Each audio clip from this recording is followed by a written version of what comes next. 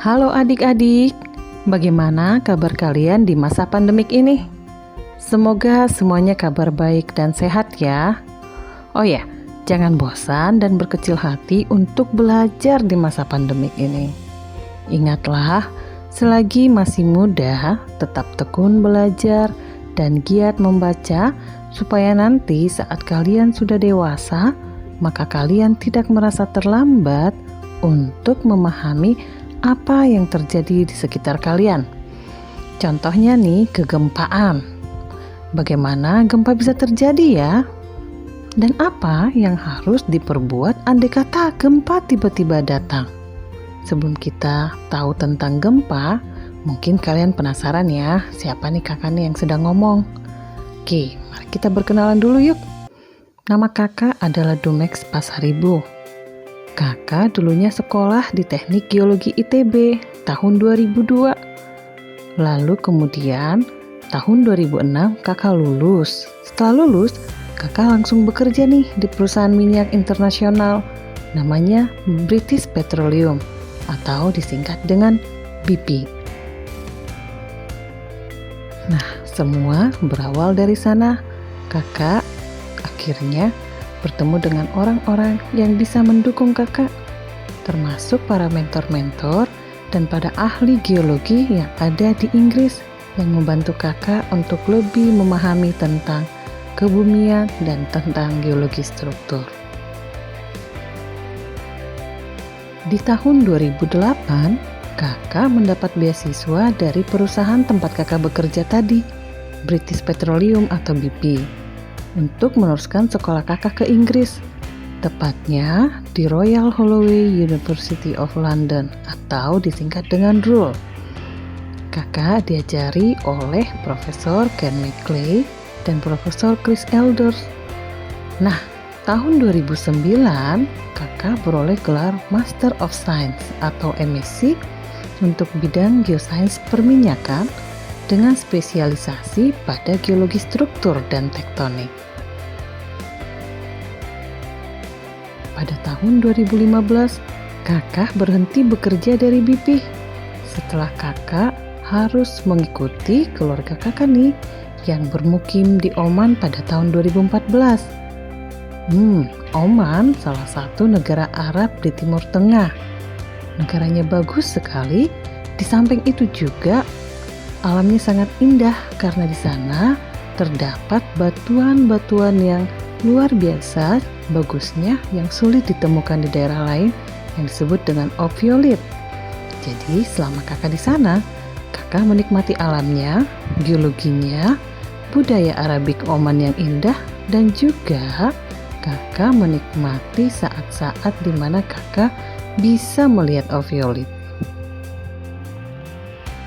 Ketika kakak dan keluarga kembali ke Indonesia, maka pada tahun 2019 kakak pun bergabung dengan Universitas Pertamina dan menjadi salah satu dosen di Teknik Geologi Universitas Pertamina dalam bidang geologi struktur dan migas. Oke, sekian dulu perkenalannya dengan kakak. Semoga kalian ada nantinya yang tertarik untuk mendalami ilmu geologi seperti kakak juga ya. Karena pelajaran geologi itu sebenarnya menyenangkan loh. Kita bisa belajar sambil petualang di alam bebas. Menyenangkan bukan? Adik-adik, sekarang kita akan memahami bumi. Karena untuk memahami gempa bumi, kita harus terlebih dahulu memahami apa itu bumi. Oke, saat ini kita hidup di permukaan bumi yang dinamis. Dinamis artinya apa? Artinya permukaan bumi selalu bergerak pada arah tertentu dengan kecepatan tertentu pula. Bumi kita adalah salah satu planet di alam semesta yang secara komposisi kimianya memiliki struktur sebagai berikut. Ada yang disebut dengan inti bumi atau core. Jadi, itu berada di tengah-tengah bumi yang terdiri dari unsur kimia berupa nikel atau disebut dengan Ne dan besi yang disebut dengan Fe, sehingga disebut lapisan Nife, gitu ya. Nah, bagian inti ini itu ada di tengah-tengah, tuh sekitar 6.400 km kurang lebih ya. Kemudian yang inti nih, yang inti bumi itu bersifat padat. Nah, ada juga sebetulnya inti yang luar namanya, dan itu bersifat cair. Kenapa bisa begitu? Itu sangat complicated loh adik-adik, tapi nggak apa-apa, nanti kalau kalian mau dipelajarin aja, atau mungkin nanti bisa bertanya kepada kakak kapan-kapan ya. Oke, sekarang kita bicarakan selubung bumi dulu ya. Nah, setelah inti itu ada selubung bumi atau disebut dengan mantel. Mantel terdiri dari unsur magnesium atau Mg dan besi atau Fe. Nah, yang ini menyelubungi inti bumi tadi. Dan tebalnya ini sangat tebal ya, paling tebal di antara inti dan yang satu lagi nanti sebut dengan kerak, karena ketebalan bisa mencapai 2.883 km. Oke, sekarang bagian terluar dari bumi disebut dengan kerak bumi atau crust. Merupakan lapisan terluar yang tipis yang tebalnya memang tidak merata, karena nanti dia ada yang disebut dengan kerak samudra dan ada juga disebut dengan kerak benua. Nah, ini kerak ini berbeda-beda yang membentuk pegunungan dan samudra. Nah, kalian bisa melihat gambar ini yang memperlihatkan bagaimana dari inti sampai dengan bagian kerak.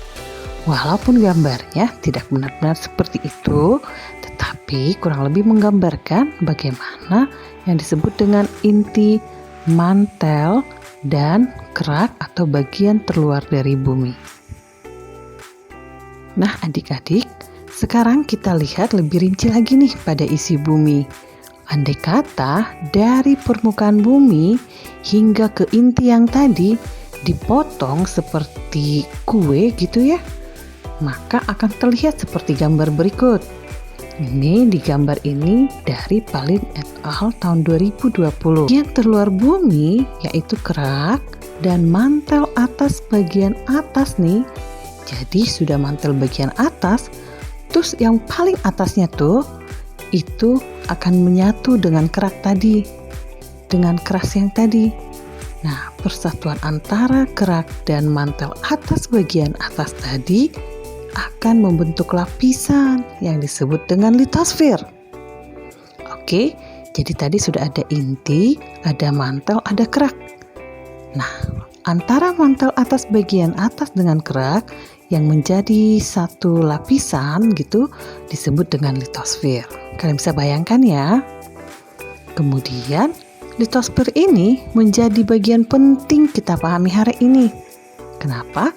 Karena bagian ini akan berkaitan erat dengan keterdapatan gempa bumi.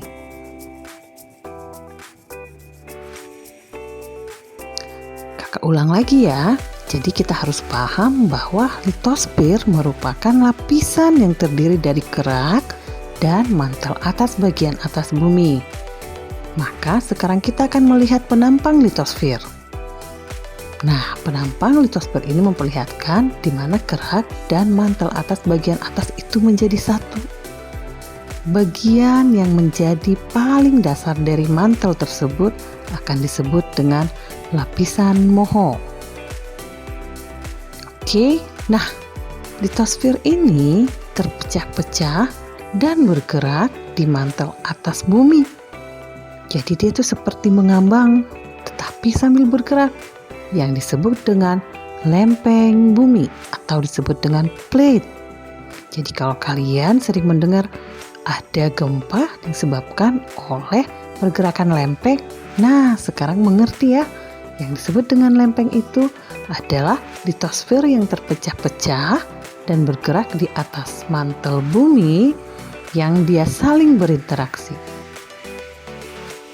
Litosfer yang terpecah-pecah atau dikenal sebagai lempeng tadi bergerak atau berinteraksi dengan cara ada yang saling bertemu nih, yang disebut dengan istilah konvergen. Kemudian ada yang saling memisah atau disebut dengan divergen, dan ada yang saling berpapasan atau disebut dengan transform. Baik, sekarang kita lihat seperti apa sih sebaran dari batas-batas lempeng itu di permukaan bumi. Kalian tentunya sangat familiar ya dengan peta bumi, peta permukaan bumi yang memperlihatkan benua-benua di mana ada tersebar di muka bumi. Nah, ternyata di muka bumi itu ada 15 lempeng besar dan lempeng kecil. Jadi, di batas lempeng ini, lempeng-lempeng saling berinteraksi. Seperti tadi, ada yang bertemu, ada yang berpapasan, dan ada juga yang saling memisahkan diri. Nah, lihat nih, peta yang ini memperlihatkan peta sebaran batas lempeng. Wah, kalau kalian perhatikan nih, bahwa kegiatan-kegiatan gunung api juga berhubungan dengan batas lempeng. Karena batas lempeng bisa menghasilkan vulkanisme atau proses di mana terbentuknya gunung api. Nah, seperti yang sudah kita pelajari tadi, pada batas-batas lempeng tersebut terjadi interaksi lempeng yang menyebabkan terbentuknya gerakan-gerakan antar lempeng tersebut. Gerakan-gerakan ini lah yang paling sering terjadi yang menyebabkan gempa bumi. Perhatikan gambarnya baik-baik ya adik-adik. Di gambar ini kakak ambil dari National Park Service. Di sini ada terlihat berwarna kuning adalah kegiatan dari gempa bumi atau yang disebut dengan earthquake activity. Nah, lihat dong, di mana sebaran yang merah dan di mana sebaran yang kuning. Sebaran yang kuning memperlihatkan earthquake activity, sementara sebaran merah memperlihatkan penyebaran gunung api atau yang disebut dengan ring of fire. Adik-adik, jadi kalau kita simpulkan nih, apakah gempa bumi itu? Jadi gempa bumi adalah getaran pada bumi yang disebabkan oleh pergerakan tiba-tiba akibat patahnya batuan yang mengalami regangan melampaui batas elastisnya. Maksudnya apa ya? Oke, maksudnya begini nih. Karena adanya tadi interaksi antar lempeng, maka batuan akan mengalami perubahan atau deformasi yang pada suatu titik tertentu melebihi kemampuannya menahan tekanan yang datang pada batuan tersebut, sehingga batuannya menjadi lelah dan menjadi patah. Pada saat patah, dia akan melepaskan energi. Energi ini kemudian merambat di dalam bumi. Dan ada juga yang di permukaan bumi yang kita rasakan dalam bentuk gempa bumi. Nah, kira-kira begitu adik terjadinya gempa bumi. Di dalam mempelajari gempa bumi, ada dua hal yang perlu kita pahami. Yang pertama disebut dengan fokus. Fokus adalah titik di mana gempa terjadi. Biasanya dia di bawah permukaan bumi nih, karena titik di mana kejadian itu terjadi. Nah, sementara epicenter, kalian pasti sering mendengar epicenter ya. Nah, epicenter merupakan titik gempa di permukaan bumi. Jadi dari fokus ditarik nih sampai ke permukaan bumi. Nah, titik itu akan menjadi titik epicenter. Jadi titik gempa di permukaan bumi. Wah, agak menyeramkan ya jika hal ini terjadi. Karena bumi yang sangat dinamis sehingga tidak dapat dipastikan kapan tepatnya gempa bumi terjadi. Jadi nih, kalau ada yang mengatakan gempa bumi akan terjadi pada hari tertentu, jam tertentu, dan detik tertentu, wah bisa dipastikan itu salah. Karena apa? Karena tidak ada kepastian kapan terjadinya gempa tersebut. Tetapi nih, para ahli geologi dan kegempaan dapat memprediksi berdasarkan gejala-gejala yang ditemui di alam. Nah, sebelumnya kita lihat-lihat dulu ya contoh gempa bumi besar yang terjadi di dunia dan di Indonesia.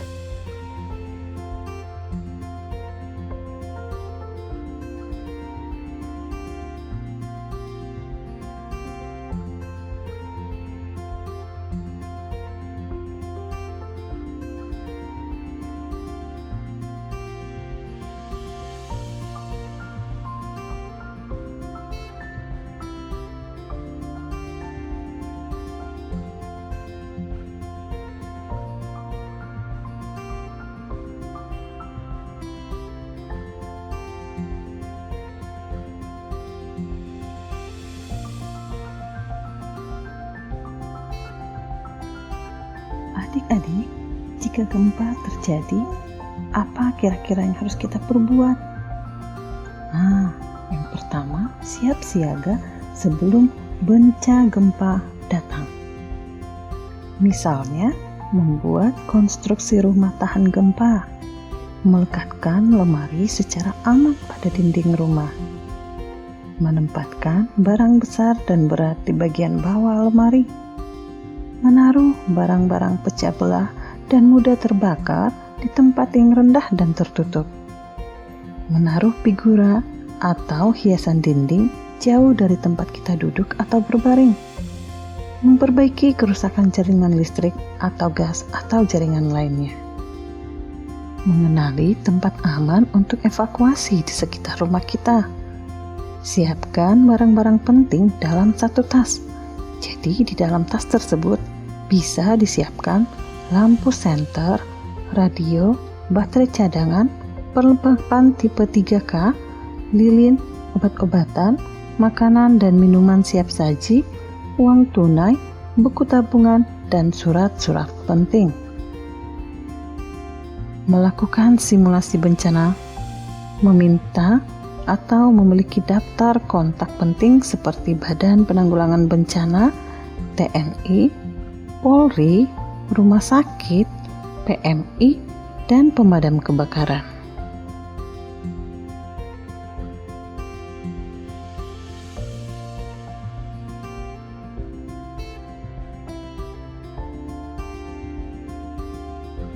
Lalu, jika terjadi gempa, apa yang kita lakukan? Pertama, tetaplah tenang. Jangan panik dan coba diikuti langkah-langkah berikut. Berlindung di bawah meja atau perabotan lain yang kokoh. Menunduk dan melindungi kepala dari runtuhan bangunan. Jauhi jendela kaca atau sejenisnya. Tetap di dalam ruangan hingga guncangan berhenti. Dan keluarlah jika sudah aman. Jika memungkinkan, maka matikan listrik, gas, dan air. Coba selalu menggunakan alas kaki. Jangan menggunakan lift dan jauhi barang-barang yang tampak melayang di dekat kita, seperti lampu nih misalnya.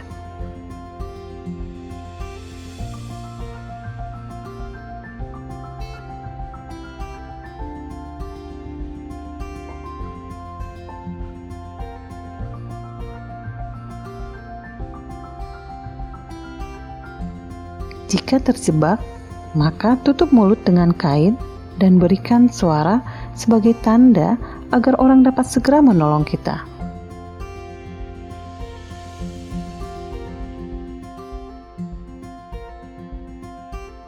Ingat ya, jangan panik.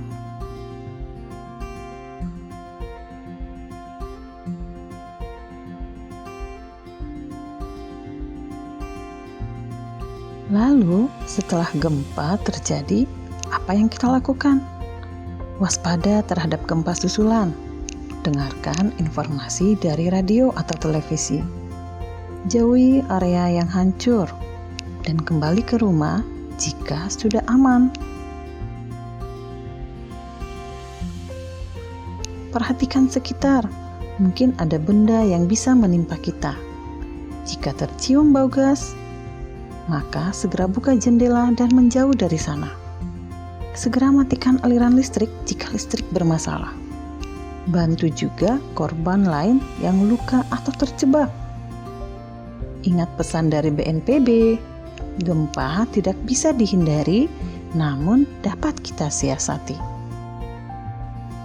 Adik-adik, kalian tentunya juga sering mendengar istilah tsunami, bukan? Ya, di Indonesia sering terjadi gempa bumi yang diikuti dengan tsunami. Karena kita adalah negara kepulauan, sehingga garis pantai kita sangat panjang. Dan kita tahu bahwa tsunami sering terjadi di pantai. Lalu, bagaimana tsunami sebetulnya bisa terjadi ya? Dan apa hubungan tsunami dengan gempa bumi? Baik, sekarang kita lihat video dari BNPB Indonesia tentang apa dan bagaimana tsunami bisa terjadi ya. Baiklah adik-adik, beberapa fakta penting yang perlu kita ketahui tentang tsunami. Tsunami berasal dari bahasa Jepang yang berarti kereta gelombang yang besar yang ada di pelabuhan.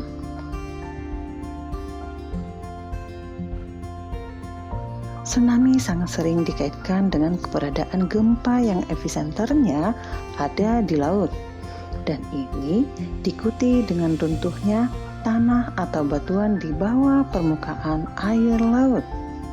Selain karena gempa, tsunami juga bisa disebabkan oleh gunung api bawah laut, kemudian juga longsor di bawah laut, atau ada meteor yang jatuh ke bumi, jatuhnya ke laut. Berikut adalah tanda-tanda akan terjadinya tsunami. Diawali dengan terjadinya gempa bumi, diikuti dengan susut air laut yang kemudian dibalas dengan gelombang air yang besar.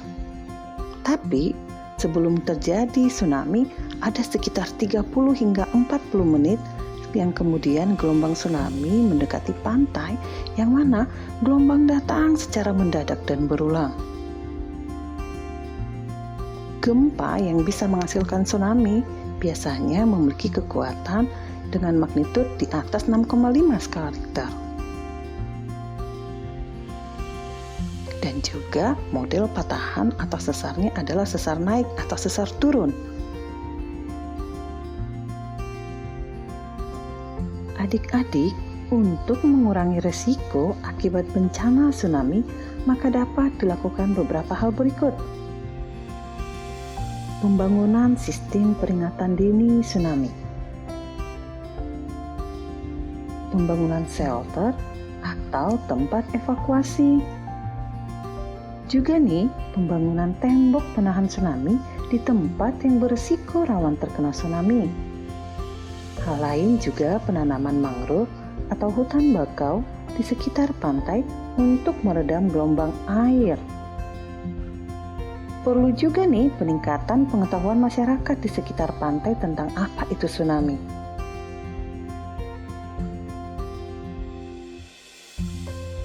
Dan juga segera melapor pada pihak yang berwenang jika melihat tanda-tanda akan ada tsunami.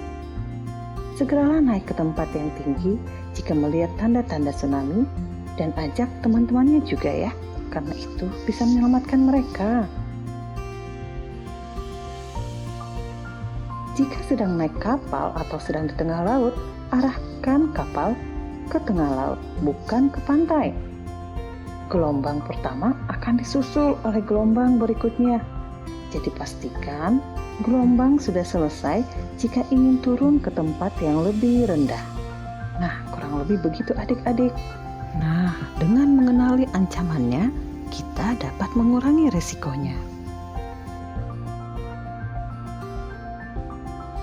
Adik-adik semuanya, demikianlah sedikit yang dapat kakak bagikan pengetahuan tentang gempa bumi, yaitu apa dan bagaimana gempa bumi bisa terjadi, contoh gempa bumi di dunia, dan kerugian yang diakibatkannya, dan bagaimana hubungan gempa bumi dengan tsunami, serta hal-hal apa yang dipersiapkan jika gempa bumi terjadi, atau ini yang disebut dengan mitigasi bencana gempa bumi. Semoga kalian mendapatkan manfaat dari yang apa kakak bagikan.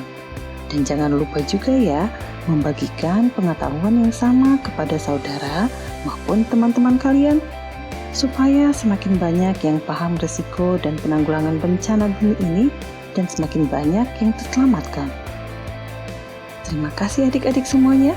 Jika kalian ingin bertanya lebih lanjut, kalian boleh mengirimkan email kepada kakak domex.pasaribu@gmail.com. Sampai bertemu di kesempatan lainnya ya adik-adik. Tetaplah waspada, jaga kesehatan dan keselamatan bersama. Bye-bye.